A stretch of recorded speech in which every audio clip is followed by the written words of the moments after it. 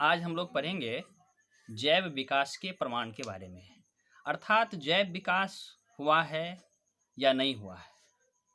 कुछ वैज्ञानिकों का मानना है कि जैव विकास हुआ है, कुछ का मानना है कि नहीं हुआ है। अब हुआ है या नहीं हुआ है, इसके लिए तो प्रूफ चाहिए होते हैं, इसके लिए तो कुछ न कुछ एविडेंस चाहिए।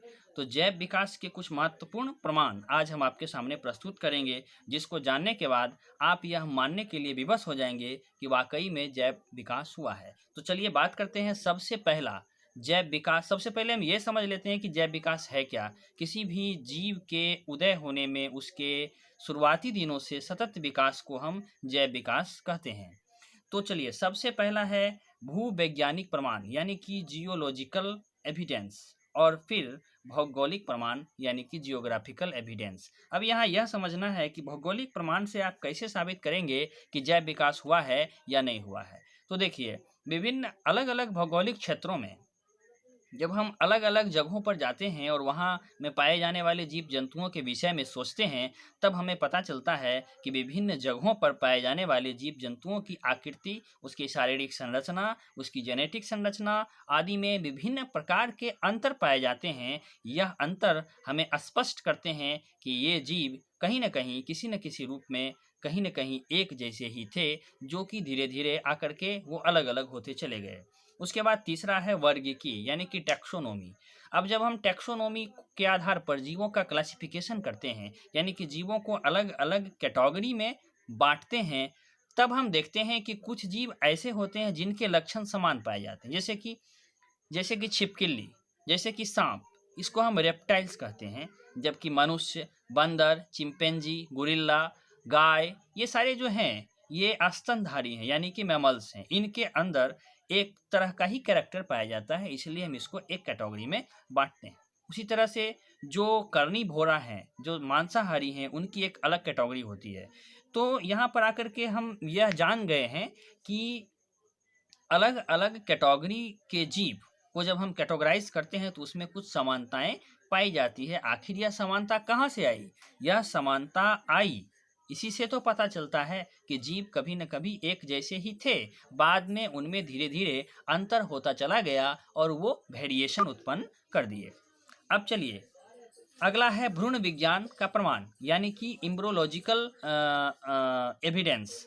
अर्थात जब हम शुरुआती दिनों में मछली, बिल्ली, कुत्ता, मनुष्य या अन्य प्रकार के मेढक इत्यादि के जब हम भ्रूणों का अध्ययन करते हैं, इम्ब्रायो का अध्ययन करते हैं, तो हम पाते हैं कि इनके भ्रूण में काफ़ी समानता पाई जाती है। अर्थात ये भी कहीं न कहीं एक दूसरे से जुड़े हुए हैं, एक दूसरे से लिंक्ड हैं। अर्थात जीवों की यह उत्पत्ति क्रम विकास के कारण ही हुई है।